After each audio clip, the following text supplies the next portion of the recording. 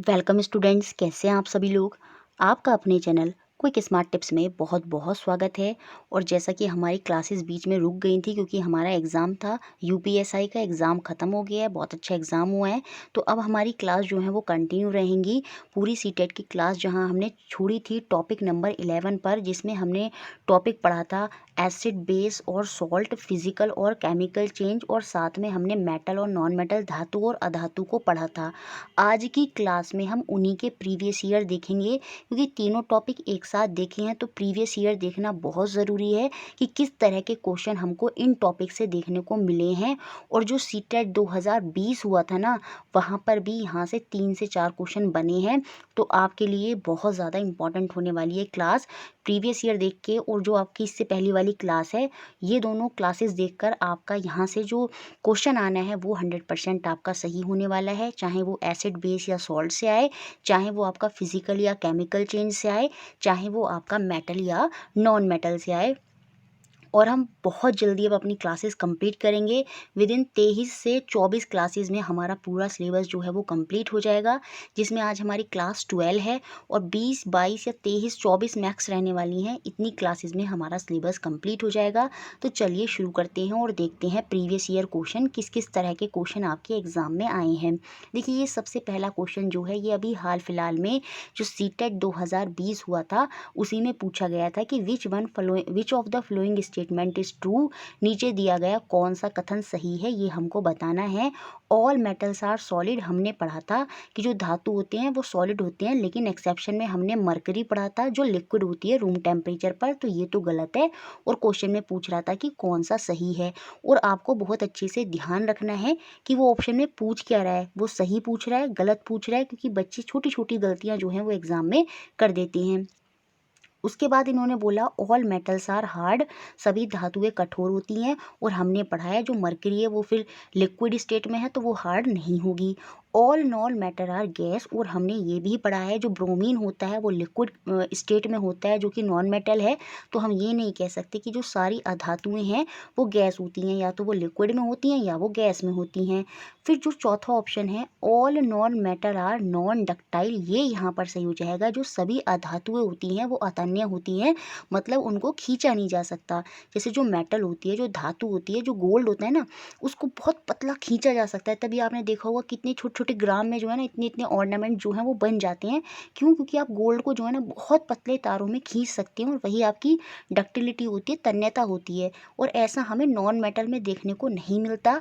तो यहाँ पर ऑप्शन नंबर 4 जो है वो बिल्कुल आपका सही हो जाना है।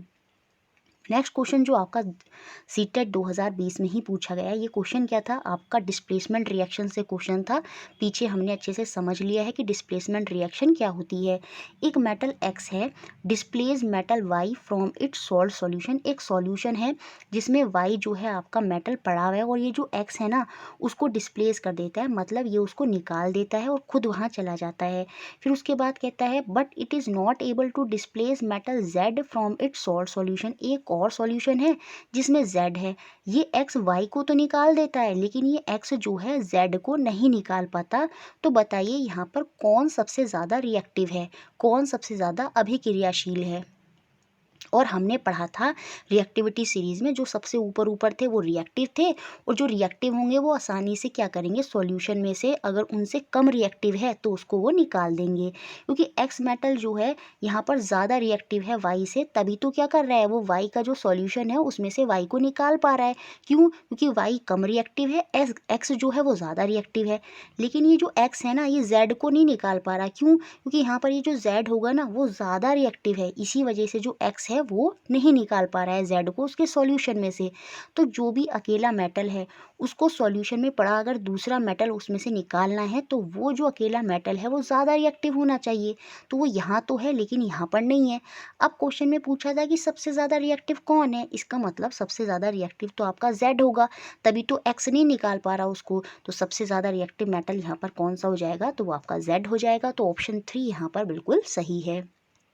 नेक्स्ट क्वेश्चन भी कुछ इसी तरह का आपका 2019 के सीटेट में पूछा गया। विच स्टेटमेंट आर करेक्ट, कौन से कथन सही हैं ये हमको बताने हैं। कि iron can displace zinc from zinc sulphate solution, iron जो है वो जिंक के जो सल्फेट का सॉल्यूशन है उसमें से जिंक को विस्थापित कर देगा। Zinc can displace copper from copper sulphate solution. और तीसरा है क्या कॉपर जो है वो रिप्लेस कर देगा आयरन को फ्रॉम आयरन सल्फेट सॉल्यूशन। देखिए जब मैंने पीछे आपको रिएक्टिविटी सीरीज पढ़ाई थी तो उसमें बताया था कॉपर जो होता है वो हमारा बहुत ही नीचे होता है पीरियोडिक टेबल में, सॉरी पीरियोडिक टेबल याद आई रिएक्टिविटी सीरीज में। और जब वो बहुत नीचे होता है इसका मतलब वो बहुत ही कम रिएक्टिव होता है। और जब वो बहुत कम रिएक्टिव है तो जो आयरन रिएक्टिविटी सीरीज में ऊपर है तो उसको वो निकाल नहीं पाएगा आयरन के सॉल्यूशन में, तो ये तो हमारा गलत है। ऐसे ही जिंक कैन डिस्प्लेस कॉपर, बिल्कुल, क्योंकि जो जिंक है वो ज़्यादा रिएक्टिव है इसलिए जो कॉपर का सॉल्यूशन है कॉपर सल्फेट का उसमें से क्या करेगा वो कॉपर को डिस्प्लेस कर देगा। तो ये ऑप्शन तो हमारा सही है। उसके अलावा आयरन कैन डिस्प्लेस जिंक, नहीं। देखिए जिंक हमने पढ़ाया रिएक्टिविटी सीरीज में ऊपर होता है और आयरन जस्ट उसके नीचे होता है, तो यहाँ पर ज़्यादा रिएक्टिव कौन हो गया, जिंक हो गया। और जो सॉल्यूशन है वो भी जिंक का है, और जिस सॉल्यूशन में ज़्यादा रिएक्टिव अगर वो होता है तो जो दूसरा मेटल जिसके थ्रू हम उस सॉल्यूशन में से उस मेटल को निकालने वाले होते हैं वो ज़्यादा रिएक्टिव होना चाहिए। लेकिन यहाँ पर तो आयरन क्या है वो कम रिएक्टिव होता है, तो फिर आयरन डिस्प्लेस नहीं कर पाएगा जिंक के सॉल्यूशन में से जिंक को। तो यहाँ पर सीधा सा जो एक आंसर सही होगा वो ऑप्शन नंबर बी हो जाएगा, केवल बी। सिर्फ इतनी बात आपको यहाँ पर याद रखनी है कि अगर एक सिंगल मेटल है और एक सॉल्यूशन में पड़ा हुआ मेटल है वो तभी निकल सकता है इस सॉल्यूशन में से अगर ये जो सिंगल मेटल है वो ज़्यादा रिएक्टिव हो। अगर वो ज़्यादा रिएक्टिव नहीं है तो इस सॉल्यूशन में जो आपका मेटल है वो वहाँ पर डिस्प्लेस नहीं हो पाएगा। तो ऑप्शन बी यहाँ पर बिल्कुल सही था। इसके अलावा जो नेक्स्ट क्वेश्चन आपका पूछा गया है एग्जाम में, the non metal used in the purple coloured solution applied on wound as antiseptic is, प्रतिरोधी रोगाणुरोधक के रूप में घावों पर लगाए जाने वाले बैंगनी रंग के विलियन में कौन सी अधातु होती है। हमने नॉन मेटल की एक प्रॉपर्टी पढ़ी थी कि उनको मेडिसिन वगैरह में यूज़ किया जाता है, तो वो कौन सी पर्पल कलर का सॉल्यूशन होता है जो घावों पर लगाया जाता है, तो वो आपका आयोडीन होता है। तो ऑप्शन नंबर ए यहाँ पर बिल्कुल सही होगा। उसके अलावा देखिए और क्या क्वेश्चंस पूछे गए हैं प्रीवियस ईयर में, विच one of the flowing gas burn with pop sound. हमने पढ़ा था जब मेटल रिएक्ट करते हैं एसिड बेस के साथ वाटर के साथ तो वहाँ पर हमको देखने को मिलती है एक पॉप साउंड, किसकी, हाइड्रोजन गैस की। जब भी पॉप साउंड वर्ड आ जाए और गैस आपसे पूछे क्वेश्चन में तो आप सीधा सा आंसर वहाँ पर करेंगे हाइड्रोजन, ऑप्शन नंबर ए। तो कौन सी गैस पॉप ध्वनि के साथ जलती है, option A hydrogen. Next question है यहाँ पर जो कि बहुत ही सिंपल क्वेश्चन पूछा गया, magnesium hydroxide is used as, ये जो मैग्नीशियम हाइड्रोक्साइड है MgOH2 जिसे हम क्या बोलते हैं, मिल्क ऑफ मैग्नीशिया भी बोलते हैं, इसका उपयोग किस लिए किया जाता है। देखिए जब हमारी बॉडी में HCl जो हमारा स्टमक होता है उसमें एक एसिड रिलीज होता है जिसका नाम होता है हाइड्रोक्लोरिक एसिड HCl। जब वो हमारे स्टमक में ज़्यादा अमाउंट में हो जाता है, जब हमें एसिडिटी होने लगती है मतलब एसिड ज़्यादा अमाउंट में हो गया है हमारी बॉडी के अंदर, हमारे स्टमक के अंदर, तो उस समय हम डाइजीन वगैरह लेते हैं और उन डाइजीन में क्या होता है, उन डाइजीन में एसिड को प्रॉपर एडजस्ट करने के लिए बेस होता है, क्षारक होता है, बेस होता है। तो वो बेस कौन सा होता है, वो बेस आपका मैग्नीशियम हाइड्रोक्साइड ही होता है। और इसका यूज़ किस लिए होता है, एंट एसिड के प्रति, अम्ल के प्रति काम करने में इसका यूज़ होता है। तो ऑप्शन नंबर बी यहाँ पर बिल्कुल सही होगा। नेक्स्ट क्वेश्चन जो आपका एग्जाम में पूछा गया, विच one of the flowing metal burn if kept in air, निम्न में से कौन सी धातु वायु में रखने पर जल उठती है, ये हमको बताना है। तो हमने पढ़ा है जो सोडियम होती है वो बहुत ज़्यादा रिएक्टिव होती है, वो एयर और वाटर के साथ जैसे ही रिएक्ट करती है तो वो वहाँ पर आग लगा देती है, बर्न वहाँ पर हो जाता है। कि जो सोडियम है जैसे ही वो ऑक्सीजन के साथ रिएक्ट करेगी सोडियम के ऑक्साइड वहाँ पर फॉर्म करेगी और वहाँ पर वो जलने लगते हैं। तो ऑप्शन नंबर डी यहाँ पर सही होगा। इसके अलावा अगर क्वेश्चन में पूछे कि कोल्ड वाटर के साथ कौन विग्रेसली बहुत जल्दी से रिएक्ट करता है तो वहाँ पर भी आपका आंसर सोडियम ही होगा। तो ऑप्शन डी यहाँ पर सही है। नेक्स्ट क्वेश्चन देखिए, क्वेश्चन देखने में बड़े लगते हैं लेकिन ये बहुत सिंपल है क्योंकि हमने थ्योरी अच्छे से करी है तो इनको करने में हमको कोई दिक्कत नहीं आने वाली है। एक स्टूडेंट क्या करता है, मैग्नीशियम रिबन को एयर में जलाता है। कोई छात्र मैग्नीशियम रिबन का वायु में दहन करता है and dissolve the ash of the ribbon left after burning in distilled water. और जो राख बन जाती है रिबन की, उसको राख को क्या करता है वो आसुत जल में घोलकर एक सॉल्यूशन, एक विलियन जो है वो वहाँ पर बना लेता है। On pouring 1 drop each of this solution first on blue litmus paper and then on red litmus solution he would observe that, फिर जो सॉल्यूशन उसने बना लिया है उसकी एक एक बूंद क्या करता है वो नीले लिटमस और फिर लाल लिटमस पर डालता है। तो बताइए वहाँ पर वो क्या ऑब्जर्व करेगा, वहाँ पर वो क्या परीक्षण करेगा। देखिए मैग्नीशियम जब ऑक्सीजन के साथ रिएक्ट करता है तो आपका क्या फॉर्म करता है, मैग्नीशियम ऑक्साइड फॉर्म करता है, मतलब मेटल ऑक्साइड। और मेटल ऑक्साइड आपको पता होने चाहिए क्या होते हैं, वो आपके बेसिक होते हैं नेचर में। कैसे होते हैं, बेसिक होते हैं नेचर में, ये हमने पढ़ा है। और हमने ये भी पढ़ा है जो बेस होती हैं वो क्या कर देती हैं, वो रेड लिटमस को ब्लू कर देती हैं। तो यहाँ पर सीधा सा आंसर हो जाएगा जो रेड लिटमस है वो तो ब्लू हो जाएगा और ब्लू लिटमस तो वैसे का वैसा ही रहेगा, क्योंकि जो रेड है उसी को तो ब्लू कर रहा है, ब्लू को तो ब्लू ही करेगा, तो ब्लू तो एज इट इज रहेगा। Blue litmus will remain blue whereas the जो रेड लिटमस है वो ब्लू में बदल जाएगा, लाल लिटमस नीला हो जाएगा। तो ऑप्शन नंबर सेकंड यहाँ पर सही हो जाएगा। ये बात आपको अच्छे से याद रखनी है।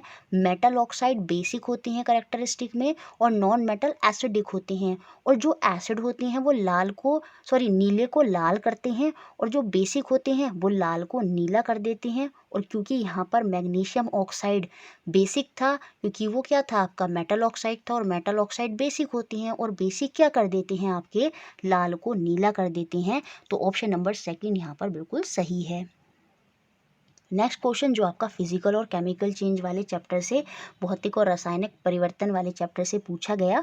Read the following example from daily life and select the appropriate option. दैनिक जीवन के निम्नलिखित उदाहरण पढ़िए और उचित विकल्प का यहाँ पर चयन कीजिए। When food gate spoiled it produce a फोल स्मेल।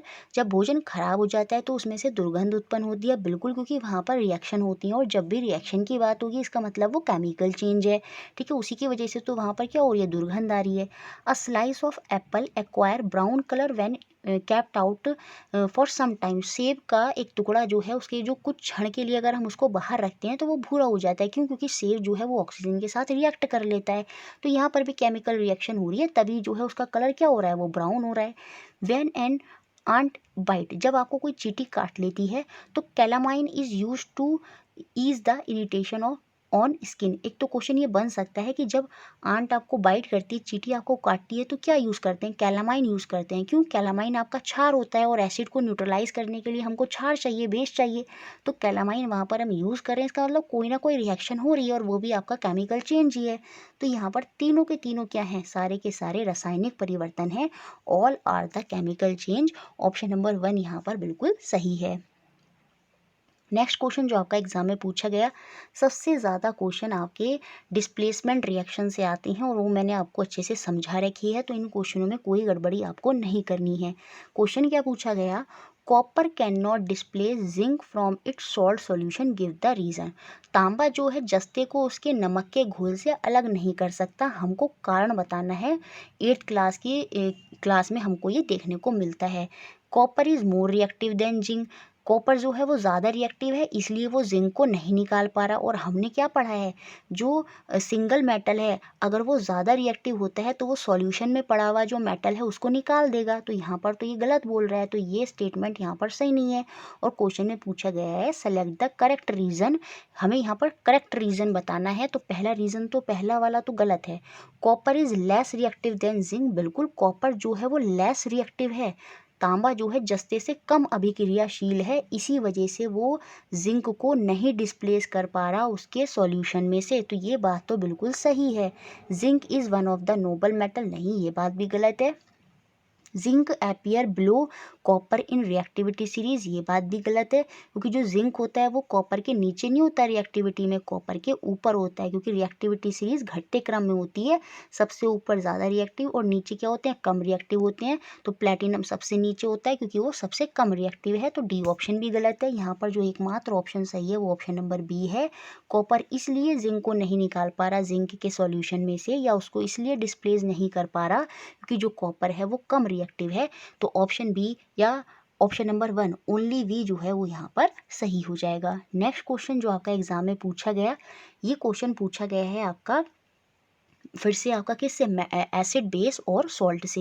देखिए यहाँ पर क्या बोला, you have 3 test tube X Y and Z, half filled with different solution. X is filled with sodium chloride solution, Y is filled with sodium hydroxide solution, and Z is filled with dilute hydrochloric acid. On adding 1 drop of phenolphthalein solution to each of the above solution, what would you observe on these test tube? देखिए यहाँ पर बोला आपके पास 3 परख नली हैं, 3 tubes हैं, एक X है, एक Y है, Z है, और ये आधी आधी भरी हुई हैं। अब ये जो X है वो किसका सॉल्यूशन है? वो आपका सोडियम क्लोराइड का सॉल्यूशन है, मतलब NaCl का सॉल्यूशन है। ये जो Y है ना वो सोडियम हाइड्रोक्साइड मतलब NaOH का सॉल्यूशन है, और ये जो C है जो आपका Z है वो आपका हाइड्रोक्लोरिक एसिड का सॉल्यूशन है। अब इन तीनों में क्या करा गया? फिनोफ्थलीन जो कि हमारा इंडिकेटर की तरह यूज़ होता है बताने के लिए कि कौन मेटल है कौन नॉन मेटल है, तो वो हमारा इंडिकेटर की तरह यूज़ होगा। सॉरी, कौन हमारा एसिड है कौन हमारा बेस है, मेटल नॉन मेटल नहीं, कोई कौन हमारा एसिड है कौन हमारा बेस है, उनको बताने के लिए एज अ इंडिकेटर काम करता है कौन? फिनोफ्थलीन। अब देखिए जब फिनोफ्थलीन को सोडियम क्लोराइड के साथ रिएक्ट कराएंगे तो देखिए आपको पता होगा सोडियम क्लोराइड जो होता है वो आपका न्यूट्रल सॉल्ट होता है, और हमने ये प्रॉपर्टी पढ़ी है फिनोफ्थलीन एज अ इंडिकेटर की फिनोफ्थलीन चाहे आपका न्यूट्रल हो जैसे वाटर हो गया, चाहे आपका कोई भी न्यूट्रल सॉल्ट हो गया, या फिर चाहे आपका कोई एसिड हो, उनके साथ फिनोफ्थलीन रिएक्ट नहीं करता, वहाँ पर कोई कलर चेंज नहीं होगा, एज इट इज़ जो सॉल्यूशन का कलर है वो वहाँ पर रहेगा, क्योंकि हमने पढ़ा है फिनोफ्थलीन रिएक्ट नहीं करते किसके साथ? एसिड के साथ। तो जो हाइड्रोक्लोरिक एसिड है वो भी आपका एसिड है, तो फिनोफ्थलीन यहाँ पर भी रिएक्ट नहीं करेगा, कोई भी रंग यहाँ पर सॉल्यूशन के अंदर चेंज नहीं होगा और ना ही इसमें होगा। जबकि ये क्या है आपका सोडियम हाइड्रोक्साइड, ये आपका क्षार है, बेस है, और हमने पढ़ा है कि जो फिनोफ्थलीन होते हैं वो बेस के साथ रिएक्ट कर कर कौन सा कलर देते हैं? वो आपका पिंक कलर देती हैं। तो यहाँ पर जो आंसर होगा वो आपका ऑप्शन नंबर 1 हो जाएगा।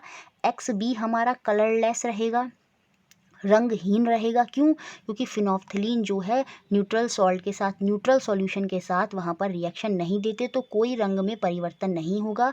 वाई हमारा गुलाबी हो जाएगा, पिंक हो जाएगा, क्योंकि वो आपका बेस है, और हमने पढ़ा है फिनोफ्थलीन बेस के साथ रिएक्ट कर कर पिंक कलर वहाँ पर देते हैं। और यहाँ पर जेड भी आपका रंगहीन कलरलेस रहेगा, क्योंकि ये भी हमने पढ़ा है कि फिनोफ्थलीन एसिड के साथ हाइड्रोक्लोरिक एसिड है तो वो आपका अम्ल है, उसके साथ रिएक्ट नहीं करेंगे, तो वहाँ पर भी वो रंगहीन रहेगा। तो ऑप्शन नंबर 1 यहाँ पर बिल्कुल सही है। नेक्स्ट क्वेश्चन क्या है? You have 2 test tube A और बी। इस बार फिर से आपके पास 2 टेस्ट ट्यूब हैं, एक ए है और एक बी है। Test tube A contain paste of turmeric. जो टेस्ट ट्यूब ए है उसमें हल्दी का पेस्ट है, किसका पेस्ट है? टर्मरिक का पेस्ट है। जबकि जो दूसरी टेस्ट ट्यूब बी है उसमें एक्वस सॉल्यूशन ऑफ फिनोफ्थलीन है। इसमें क्या है? इसमें आपकी फिनोफ्थलीन का सॉल्यूशन है। दोनों परख नली में तनु हाइड्रोक्लोरिक एसिड की बूंदें डाली जाती हैं। यहाँ पर हम इन दोनों में क्या डालेंगे? इसमें भी हाइड्रोक्लोरिक एसिड की कुछ बूंद डालेंगे, इस सॉल्यूशन में भी कुछ हाइड्रोक्लोरिक एसिड की बूंदें डालेंगे। अब हमको बताना है जब हम ऐसा करेंगे तो बताइए क्या होगा। अब आपको पता होना चाहिए जो टर्मरिक है चाहे फिनोफ्थलीन है, दोनों के दोनों एसिड के साथ रिएक्ट नहीं करते, तो यहाँ पर जो टर्मरिक का कलर है वो नेचुरल कलर क्या मानते हैं? वो येलो। तो टर्मरिक का सॉल्यूशन में कोई परिवर्तन नहीं होगा, क्योंकि हम पढ़ते हैं जो हल्दी है टर्मरिक है वो एसिड के साथ रिएक्ट नहीं करती, जबकि जो टर्मरिक होती है वो बेस क्षारक के साथ रिएक्ट करती है और वहाँ पर लाल रंग देती है। आपने देखा भी होगा अगर कपड़े पर हल्दी रख गई है और जब हम उसको साबुन से रगड़ते हैं तो वहाँ पर जो हल्दी का रंग है वो लाल हो जाता है। रीज़न ये होता है क्योंकि जो साबुन होते हैं जो सोप होते हैं वो आपके बेस होते हैं, क्षारक होते हैं। तो यहाँ पर भी कोई कलर चेंज नहीं होगा, मतलब वो येलो ही रहेगी। और क्योंकि दूसरा सॉल्यूशन में हाइड्रोक्लोरिक एसिड है और फिनोफ्थलीन भी दूसरे सॉल्यूशन में फ्लोफ्थलीन है, और जब यहाँ पर हाइड्रोक्लोरिक एसिड की बूंदें डाली जा रही हैं तो यहाँ पर भी कोई परिवर्तन नहीं होगा, क्योंकि फिनोफ्थलीन एसिड के साथ रिएक्ट नहीं करता। तो सीधा सा आंसर होगा आपका option number 2, A would remain yellow. A जो है वो आपका येलो ही रहेगा, क्योंकि टर्मरिक का कलर येलो ही होता है। वाइल जो बी है वो भी आपका कैसा रहेगा? वो भी आपका कलरलेस ही रहेगा, रंगहीन ही रहेगा। तो ऑप्शन नंबर 2 यहाँ पर सही है। नेक्स्ट क्वेश्चन जो आपका एग्जाम में पूछा गया, सिंपल फिर से वही क्वेश्चन है। एक लड़का है, उसके पास थिक पेस्ट ऑफ टर्मरिक है, किसी छात्र के पास हल्दी का गाढ़ा पेस्ट है। On adding this paste to hydrochloric acid and aqua solution of sodium hydroxide separately. पहले क्या करता है, उसके पास जैसे यहाँ पर हल्दी के पेस्ट हैं, तो एक पेस्ट पर क्या करता है, पहले वो हाइड्रोक्लोरिक एसिड डालता है और दूसरे पेस्ट पर क्या करता है, सोडियम हाइड्रोक्साइड जो है वो डालता है, अलग अलग डालता है दोनों पर। तो हमको बताना है कि रंग में क्या परिवर्तन होगा। तो आपको अभी मैंने समझाया था, जो टर्मरिक है वो एसिड के साथ रिएक्ट नहीं करती, हाइड्रोक्लोरिक एसिड आपका एसिड हो जाएगा, अम्ल हो जाएगा, उसके साथ रिएक्शन नहीं होगी। तो यहाँ पर येलो ही रहेगी आपकी, येलो इन हाइड्रोक्लोरिक एसिड। और जो आपका सोडियम हाइड्रोक्साइड है NaOH है, ये तो आपका क्षार है, बेस है, और टर्मरिक बेस को क्या कर देती है, वो रेड कर देती है। तो यहाँ पर ऑप्शन नंबर सेकंड जो है वो सही हो जाएगा, yellow in hydrochloric acid and red in sodium hydroxide. Next question देखते हैं जो आपका एग्जाम में पूछा गया। A student put a drop of dilute solution of sodium hydroxide first on blue litmus paper then on red litmus paper. He would observe that. कोई छात्र sodium hydroxide के तनु विलयन की एक बूंद पहले नीले लिटमस पेपर पर और फिर लाल लिटमस पेपर पर डालता है, तो वो क्या परीक्षण करके पाएगा। देखिए, सबसे पहले हमको पहचानना होगा सोडियम हाइड्रोक्साइड है क्या। जो सोडियम हाइड्रोक्साइड होता है वो आपका क्षारक होता है, बेस होता है। और जो बेस होती हैं, जो क्षारक होती हैं, वो क्या कर देती हैं, रेड लिटमस पेपर को ब्लू कर देती हैं, मतलब लाल को नीला कर देते हैं। सिंपल सी बात आपको याद रखनी है, जब वो लाल को नीला करते हैं इसका मतलब ब्लू तो ब्लू ही रहने वाला है, और जो रेड है वो ब्लू में बदल जाएगा। तो ऑप्शन नंबर सेकंड जो है वो यहाँ पर बिल्कुल आपका सही हो जाएगा। नेक्स्ट क्वेश्चन देखते हैं जो कि बहुत इंपॉर्टेंट क्वेश्चन है, जो आपका एग्जाम में पूछा गया।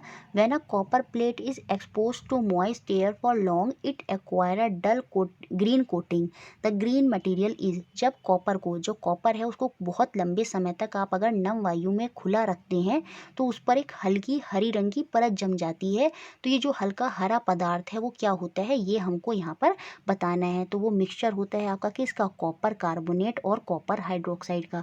तो ये मिक्सचर हो जाएगा आपका कॉपर कार्बोनेट और आपका कॉपर हाइड्रोक्साइड का, ये मिक्सचर होता है। ये आपको अच्छे से याद रखना है। तो ऑप्शन नंबर 4 यहाँ पर बिल्कुल सही है। नेक्स्ट क्वेश्चन फिर से इसी तरह के क्वेश्चन पूछे गए हैं, ये आपको फिनोल्फथालीन वाला कॉन्सेप्ट अच्छे से दिमाग में फिट कर लेना है। You have phenolphthalein solution in 3 test tube. फिर से आपके पास 3 टेस्ट ट्यूब हैं, एक ए है, एक बी है और एक सी है, जिनमें फिनोल्फथालीन के सॉल्यूशन है। On putting 2-3 drop of dilute hydrochloric acid in A, इसमें मैंने हाइड्रोक्लोरिक एसिड की बूंदें डाली हैं, और बी में मैंने क्या डाला है आपका सोडियम हाइड्रोक्साइड मतलब NaOH डाला है, और जो सी है उसमें क्या है, उसमें आपका डिस्टिल्ड वाटर है। क्या है, डिस्टिल्ड वाटर है। अब हमको बताना है कि जब ये फिनोल्फथालीन के सॉल्यूशन में डाले गए तो वहाँ पर हमको क्या देखने को मिलेगा, क्या उनके कलर में परिवर्तन होगा, ये हमको यहाँ पर बताना है। अभी हमने पीछे देखा था फिनोल्फथालीन जो होता है वो एसिड के साथ रिएक्ट नहीं करता, तो हाइड्रोक्लोरिक के केस में वहाँ पर कोई चेंज नहीं होगा, तो वो वहाँ पर कलरलेस रहेगा। लेकिन फिनोल्फथालीन बेस, क्योंकि सोडियम हाइड्रोक्साइड बेस है, उसके साथ रिएक्ट कर कर पिंक कलर देते हैं, तो इस सॉल्यूशन का कलर जो है वो आपका पिंक हो जाना है। और जो सी है, क्योंकि वहाँ पर डिस्टिल्ड वाटर है, और डिस्टिल्ड वाटर भी क्या होता है, वो आपका न्यूट्रल होता है, तो वहाँ पर भी कोई कलर जो है वो आपका चेंज नहीं होने वाला है। अगर यहाँ पर सॉल्ट वाला वाटर होता, नॉर्मल वाला वाटर होता, तो वहाँ पर रिएक्शन हो सकती थी, लेकिन यहाँ पर डिस्टिल्ड वाटर की बात की हो, और डिस्टिल्ड वाटर तो न्यूट्रल होता है, उसमें कोई भी मिनरल या सॉल्ट नहीं होते। तो ऑप्शन यहाँ पर जो सही होगा वो होगा आपका ऑप्शन नंबर 1, ए भी कलरलेस रहेगा। बी जो है क्योंकि वो बेस था तो इसलिए फिनोल्फथालीन के साथ पिंक हो गया, और जो सी है वो भी आपका कलरलेस ही रहेगा, रंगहीन ही रहेगा। तो ऑप्शन 1 यहाँ पर सही है। Next question, when we add aluminium foil to freshly prepared sodium hydroxide solution a gas is produce which of the following correctly state the property of this gas. जब हम सोडियम हाइड्रोक्साइड के ताज़ा बने जलीय विलयन में एल्युमिनियम की पन्नी डालते हैं तो कोई गैस उत्पन्न होती है, तो नीचे दिए गए कथनों में से कौन सा इस गैस के गुणों को वर्णन करता है, तो वो गैस आपकी हाइड्रोजन गैस होती है। तो ऑप्शन नंबर 4 यहाँ पर सही होगा, क्योंकि जो हाइड्रोजन गैस है वो आपकी रंगहीन होती है, ऑर्डरलेस होती है, गंधहीन होती है, और पॉप की ध्वनि वहाँ पर हमको देखने को मिलेगी जब आप मैच स्टिक को लेकर आएंगे जलती हुई उस एल्युमिनियम फॉइल के पास। तो ऑप्शन नंबर 4 यहाँ पर बिल्कुल सही है, और ये हमने थ्योरी में अच्छे से पढ़ा भी था। Select from the flowing the reaction is possible. यहाँ पर फिर से डिस्प्लेसमेंट रिएक्शन का क्वेश्चन है कि कौन सी अभिक्रियाएं यहाँ पर संभव हैं, कॉपर देखिए ये सिंगल मेटल क्या एल्युमिनियम को इसमें से निकाल देगा? नहीं, क्योंकि कॉपर हमने पढ़ा है कि वो बहुत कम रिएक्टिव होता है और जो एल्युमिनियम है वो तो बहुत ज़्यादा रिएक्टिव है, तो वो वहाँ पर रिएक्शन नहीं होगी, तो इस केस में तो रिएक्शन नहीं होगी। क्या जिंक जो है वो आयरन को निकाल देगा? बिल्कुल, क्योंकि जो जिंक अभी हमने देखा था टेबल में जो होता है, रिएक्टिविटी टेबल है, उसमें जो जिंक है वो ऊपर होता है, मतलब वो ज़्यादा रिएक्टिव है। और जब वो ज़्यादा रिएक्टिव है तो वो इस सॉल्यूशन में पड़े आयरन को क्या करेगा? डिस्प्लेस कर देगा, निकाल देगा। इसका मतलब यहाँ पर रिएक्शन हो जाएगी, तो बी वाले में रिएक्शन हमको देखने को मिलेगी। क्या जो आयरन है वो कॉपर को डिस्प्लेस कर देगा? बिल्कुल, क्योंकि जो आयरन है वो ज़्यादा रिएक्टिव है, Fe ज़्यादा रिएक्टिव है, इसलिए वो इस एक्वस सॉल्यूशन में जो कॉपर पड़ा है उसको डिस्प्लेस कर देगा, क्योंकि वो कम रिएक्टिव है। क्या यहाँ पर जिंक जो है वो एल्युमिनियम को डिस्प्लेस कर पाएगा? नहीं, क्योंकि जिंक यहाँ पर लेस रिएक्टिव है, तो सीधा सा जो रिएक्शन यहाँ पर हमको देखने को मिलेंगी ए और डी में तो कोई रिएक्शन नहीं होगी, क्योंकि वो डिस्प्लेसमेंट रिएक्शन वहाँ पर होगी ही नहीं। और बी और सी में हमको ऐसी रिएक्शंस देखने को मिलेंगी। तो आंसर हो जाएगा आपका ऑप्शन नंबर 4 बी एंड सी, जहाँ पर अभिक्रियाएं क्या हैं आपकी संभव हैं। नेक्स्ट क्वेश्चन जो आपका एग्जाम में पूछा गया, in order to determine acidic basic and neutral character of solution a student tabulated the following result after experiment. विलयनों के अम्लीय, क्षारीय और उदासीन प्रकृति का पता लगाने के लिए कि विद्यार्थी क्या करता है, परीक्षण के बाद जो है परिणाम सारणी बनाता है।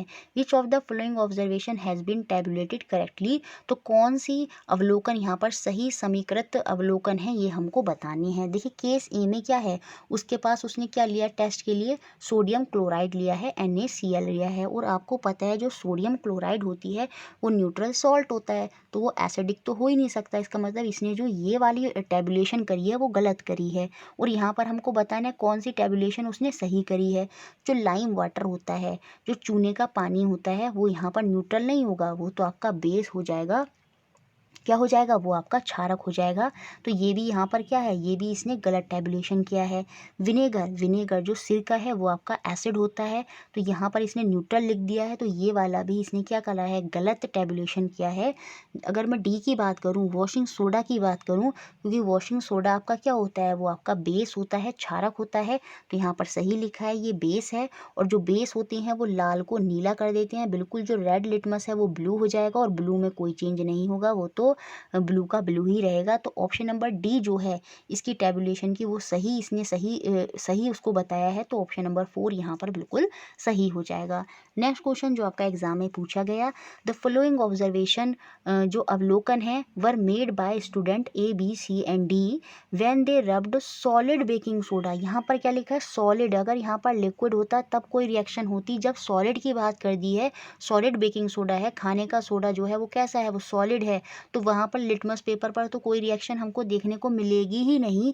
तो ऑप्शन नंबर जो स्टूडेंट नंबर डी है उसकी ऑब्जर्वेशन बिल्कुल सही है कि यहाँ पर रेड लिटमस पेपर हो चाहे आपका ब्लू लिटमस पेपर हो, उनमें कोई भी चेंज हमको देखने को नहीं मिलेगा। और ये यहाँ पर यही पूछ रहा था कि किस विद्यार्थी का अवलोकन यहाँ पर सही है। The correct observation made by the student, which student, तो ऑप्शन नंबर डी स्टूडेंट के साथ, और डी किस में है, पहले ऑप्शन में, तो ऑप्शन नंबर 1 यहाँ पर बिल्कुल सही हो जाएगा। लेकिन अभी यहाँ पर सॉल्यूशन दिया होता बेकिंग सोडा का, तो बेकिंग सोडा आपका क्या होता है, वो आपका बेस होता है, वो आपका क्षारक होता है, और बेस क्या कर देती हैं, वो आपका लाल को नीला कर देती हैं, तो colour will change to blue. और यहाँ पर तो कोई चेंज नहीं होता, तो ये वाला उस केस में अगर यहाँ पर ये एक्वस सॉल्यूशन होता तो उस केस में स्टूडेंट एक ही अवलोकन सही हो जाता, क्योंकि वो वहाँ पर क्या कर देता, उसका ब्लू कर देता, और ब्लू तो आपका ब्लू ही रहता, वहाँ पर कोई चेंज नहीं होता। लेकिन इसने एक्वस सॉल्यूशन नहीं दिया, इसने सॉलिड बोल दिया, और जब सॉलिड बोल दिया तो लिटमस में कोई रिएक्शन नहीं होगी, चाहे वो आपका रेड लिटमस हो चाहे आपका वो ब्लू लिटमस हो। नेक्स्ट क्वेश्चन जो आपका एग्जाम में पूछा गया जो कि आपका फिजिकल और केमिकल चेंज से है, which one of the following take place when water transform from liquid to gaseous phase. जब जल तरल से गैसीय रूप में रूपांतरित होता है तो कौन सी यहाँ पर क्या बदलाव हमको देखने को मिलता है। देखिए लिक्विड जब गैस बनता है, पानी जब भाप बनता है तो क्या होता है, सीधी सी बात है, जब सॉलिड स्टेट होती है तो जो कण होते हैं, पार्टिकल होते हैं, वो बहुत पास पास होते हैं, हमने ये पढ़ा भी है। लिक्विड स्टेट में क्या होता है, जो कण होते हैं वो थोड़ा दूर दूर हो जाते हैं, और गैसियस स्टेट में तो वो बहुत ज़्यादा दूर हो जाते हैं। तो यहाँ पर ऑप्शन नंबर सी बिल्कुल सही होगा, distance between the particle changes. ऐसा करने पर हमको क्या देखने मिलता है, जो कणों की दूरी है उनमें बदलाव होता है, बाकी साइज में, उसके स्ट्रक्चर में या उसके कलर में कोई चेंज नहीं होता, दूरी में परिवर्तन हो जाता है, तो ऑप्शन सी यहाँ पर बिल्कुल सही है। Next question, when carbon dioxide is pass through clean lime water solution it turn milky, the milky appearance of lime water is due to. जब कार्बन डाइऑक्साइड को हम चूने के पानी, मतलब चूने का पानी क्या होता है, कैल्शियम हाइड्रोक्साइड, कैल्शियम हाइड्रोक्साइड के साथ क्या करते हैं, गुजारते हैं या फिर उनकी रिएक्शन कराते हैं, तो जो चूने का पानी है वो मिल्की हो जाता है, दूधिया हो जाता है। तो चूने के पानी का जो दूधियापन है वो किसकी कारण की वजह से होता है, वहाँ पर क्या फॉर्म हो जाता है, वहाँ पर कैल्शियम कार्बोनेट बन जाती है और साथ में पानी अलग हो जाता है। तो यहाँ पर जो आंसर होने वाला है वो हो जाएगा आपका प्रेजेंस ऑफ इनसॉल्यूबल। इनसॉल्यूबल है तभी तो उसका कलर कैसा है, मिल्की। लेकिन अगर मैं कार्बन डाइऑक्साइड की मात्रा बढ़ाती चली जाऊंगी तो वो सॉल्यूबल कार्बन डाइऑक्साइड में बदल जाएगा। लेकिन अभी क्योंकि वहाँ पर वो अलग से दिखाई दे रहा है मिल्की सॉल्यूशन, तो वो किसकी वजह से है, presence of insoluble calcium carbonate. याद रखेंगे, अविलयनशील कैल्शियम कार्बोनेट की उपस्थिति की वजह से ऐसा होता है। रिएक्शन भी याद रखेंगे, जब कार्बन डाइऑक्साइड की कैल्शियम हाइड्रोक्साइड, जिसको हम क्या बोलते हैं, लाइम वाटर, उसके साथ रिएक्शन कराते हैं तो कैल्शियम कार्बोनेट प्लस वाटर हमको देखने को मिलता है। और ये जो कैल्शियम कार्बोनेट है यही क्या है आपका, उसमें मिल्की अपीयरेंस दे रहा है और वो आपकी इनसॉल्यूबल फॉर्म में होता है। लेकिन कार्बन डाइऑक्साइड की मात्रा अगर आप बढ़ाते चले जाएंगे तो वो आपका सॉल्यूबल फॉर्म में हो जाएगा। तो ऑप्शन सेकेंड यहाँ पर सही है। Next question, the inner surface of food can are coated with tin not with the zinc because. भोजन के डिब्बे में जो उसकी आंतरिक सतह होती है उसको टिन के साथ लेपित किया जाता है, ना कि जस्ते के साथ। क्यों, क्योंकि जो जस्ता होता है, जिंक होता है, वो ज़्यादा रिएक्टिव होता है as compare to tin. Tin जल्दी रिएक्ट नहीं करेगा क्योंकि वो रिएक्टिविटी सीरीज़ में नीचे होता है, जिसकी वजह से खाना ख़राब नहीं होगा। जबकि जिंक जो है वो जल्दी रिएक्ट कर लेगा, जिसकी वजह से खाना ख़राब होने के चांसेस हैं। तो इसलिए वहाँ पर टिन की कोटिंग करी जाती है। तो यहाँ पर जो सीधा सा आंसर होगा वो ये आपका ये हो जाएगा, जिंक जो है क्योंकि वो ज़्यादा रिएक्टिव है टिन से, इसलिए हम टिन की कोटिंग करते हैं ताकि वो जल्दी से रिएक्ट ना करे। तो ऑप्शन नंबर सेकंड जो है वो यहाँ पर बिल्कुल सही हो जाना है। नेक्स्ट क्वेश्चन जो कि बहुत सिंपल है, नॉन मेटेलिक ऑक्साइड, जो अधातु ऑक्साइड होते हैं वो क्या होते हैं, तो वो सीधा सा हो जाएगा आपका बेसिक इन नेचर होते हैं, सॉरी आपके एसिडिक इन नेचर होते हैं। ऑप्शन नंबर वन यहाँ पर सही हो जाएगा, प्रकृति में अम्लीय होते हैं। अगर मेटेलिक ऑक्साइड की बात करेगा तो वो आपके बेसिक होते हैं। तो ऑप्शन वन यहाँ पर। Next question, a man goes door to door posing as a goldsmith. एक आदमी सुनार बनकर घर घर जाता है। He promises to bring back the glitter on dull gold ornament. वह पुराने जो सोने के गहने पर हैं उन पर चमक वापस लाने का वादा करता है।